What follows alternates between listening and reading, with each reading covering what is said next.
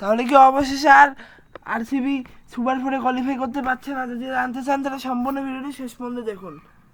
RCB এমন একটি দল যে প্রত্যেক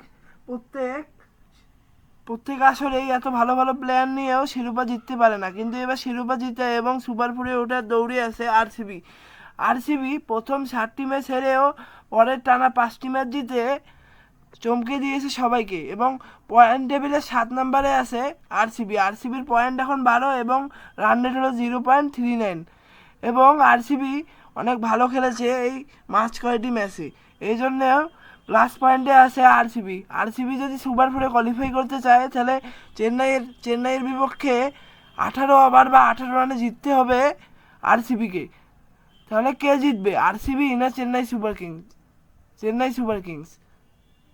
বেশি বেশি করে কমেন্ট করুন এবং ভিডিওটি শেয়ার করুন। সবাইকে ধন্যবাদ। আসসালামু আলাইকুম।